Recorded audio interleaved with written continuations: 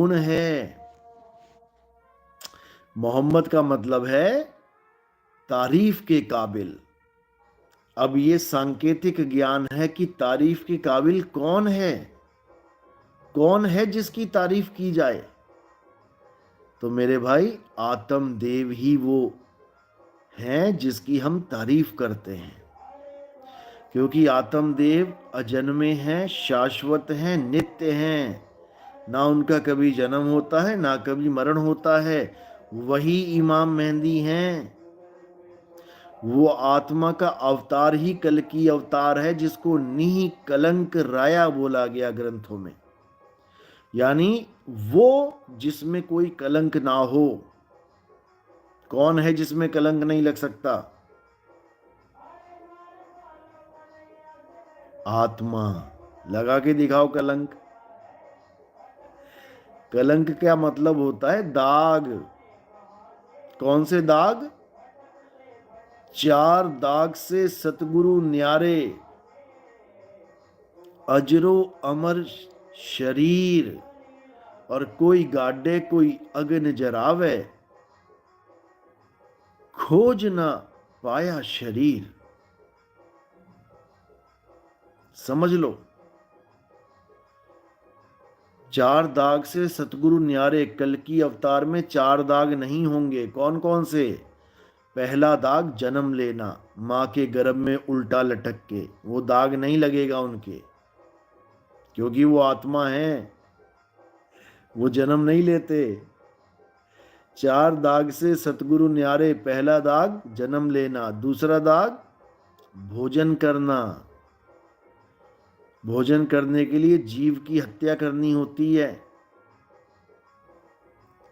तो वो भोजन नहीं करेंगे। आत्मा भोजन नहीं करती। तीसरा, उनकी शादी नहीं होगी। शादी का जिक्र नहीं है किसी हदीस में। इमाम मेहंदी की शादी का जिक्र नहीं है। समझ लो, लोग तुक्के मार रहे हैं, नहीं शादी तो उनकी होगी, ये तो बहुत बड़ा वो है, ये है। दिखा दो कहां लिखा है उनकी शादी होगी। आत्मा की शादी नहीं होती। आत्मा बिना शादी के रहती है। शरीरों की शादियां होती हैं। तो तीसरा कलंक है शादी, और चौथा कलंक है मौत। वो मरेंगे नहीं कभी। वो ना कभी पैदा हुए हैं ना कभी मरेंगे। वही मोहम्मद हैं। समझ लो, वही आत्मा है। उसी को रूह कहते हैं। रूह जो फना नहीं हो सकती, उसी को इमॉर्टल सोल कहते हैं। समझ लो, उसी को होली स्पिरिट कहते हैं। ईसाई लोग जो कहते हैं होली स्पिरिट, होली स्पिरिट, वही हैं Jesus second coming, Holi spirit.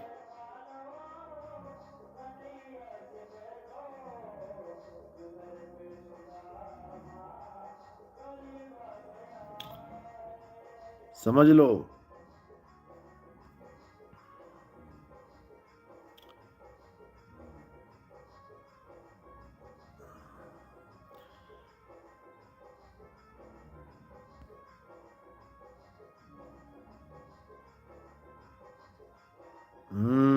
पिंजड़े की शादी और मौत होती है। बिल्कुल सही।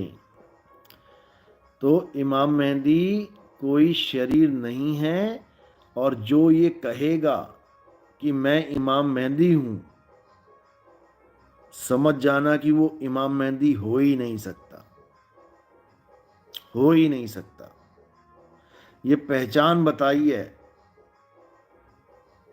वरना कोई अपने नाम को क्यों नहीं लेगा? अगर कोई किसी का नाम मेहंदी है तो क्यों नहीं बोलेगा कि मैं मेहंदी हूं? बोलेगा। लेकिन इमाम मेहंदी का नाम मेहंदी होगा ही नहीं। उनका नाम मोहम्मद होगा। और मोहम्मद भी वो वाला मोहम्मद नहीं कि उनका नाम ही मोहम्मद होगा, उनका नाम असल में आत्मा होगा, क्योंकि नाम आत्मा का रखा जाता है। जितने भी नाम रखे जाते हैं आत्मा के रखे जाते हैं, लेकिन शरीरों को देख के, शरीरों के आधार पे रखे जाते हैं। जैसे किसी के बच्चा पैदा हुआ,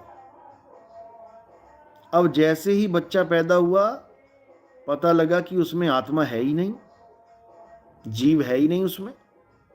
अब क्या नाम रखा जाएगा उसका? रख के दिखा देना नाम। मुर्दा बच्चा पैदा हो तो उसका कोई नाम नहीं रखेगा, जबकि शरीर तो आ गया ना, लड़का या लड़की है वो भी पता लग गया, लेकिन कोई नाम नहीं रख रहा, क्योंकि नाम जिसका रखना था वो उसमें है ही नहीं। जिसका नाम रखा जाना था वो है नहीं उसमें, नाम किसका रखोगे? समझ लो। तो नाम रखा जाता है आत्मा का, लेकिन शरीर के आधार पे रखा जाता है। जैसे नानक जी पैदा हुए तो लड़के का शरीर था, लोगों ने नानक नाम रख दिया।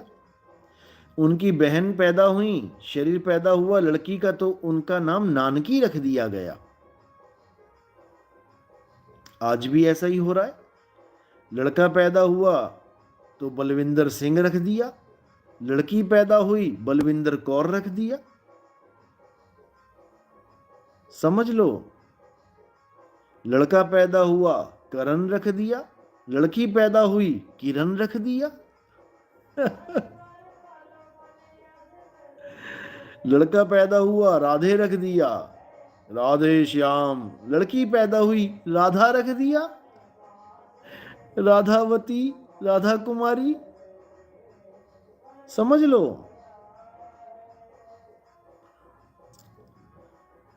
तो इसी को समझना है। नाम सारे आत्मा को ही दिए जा रहे हैं, लेकिन आत्मा का अपना क्या नाम है? आत्मा का नाम है मोहम्मद। इसीलिए सारे मुसलमान अपने नाम के आगे मोहम्मद लगाते हैं, मोहम्मद, जबकि उनको पता नहीं है कि ये क्यों लगाया जा रहा है। समझ लो। वो सोच रहे हैं हम अपने नबी का नाम अपने नाम के आगे लिख रहे हैं। नबी तो और भी हुए हैं, मूसा अलैहि सलाम हुए हैं, तो किसने अपने नाम के आगे मूसा लगा दिया?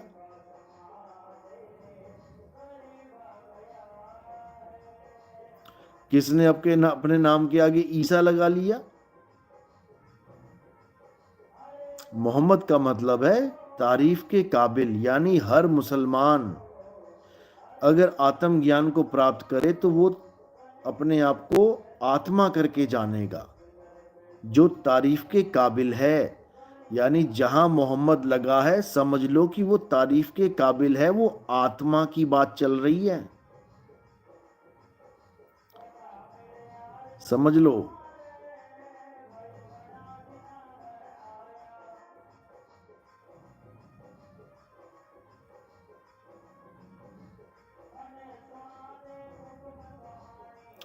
लेकिन लोग नहीं समझ पाते हैं, इसी में उलझे रह जाते हैं, और सत्य से उनका कोई ताल्लुक ही नहीं रह जाता, असत्य को पकड़ के बैठ जाते हैं। स्थिर होने को बोला, वो तो कर नहीं पाए, कह रहे हैं ये ज्ञान ही गलत है। अच्छा, तो सही ज्ञान बता दो जरा तुम। बातों की खीर से स्वाद नहीं आता है, लेकिन अभी नहीं समझ में आ रहा है।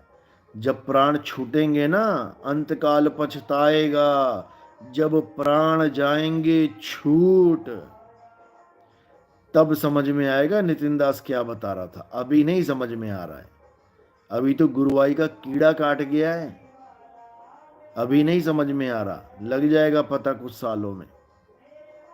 और ज्यादा लंबी कहानी नहीं बची है अब कि तुम सोचो कि पोते देखेंगे, पड़पोते देखेंगे, तुम बुढ़ापा नहीं देख पाओगे अपना। समझ लो, इंतजाम हो चुका है सबका। फिर बता रहा हूं, अभी ऐसा मौत का तांडव चलेगा, गली गली में लाशें पड़ी मिलेंगी आपको। अभी आने वाला है वो समय। जो कहते थे कि जीवन का कोई भरोसा नहीं, फिर भी सारे पाप कर रहे हो। पल का भरोसा नहीं, फिर भी माया के पीछे अंधी दौड़ लगा रखी है। पल का भरोसा नहीं, लेकिन 100-100 सालों का इंतजाम करके बैठ गए हो। लग जाएगा पता। ना घोड़ा दूर ना मैदान दूर।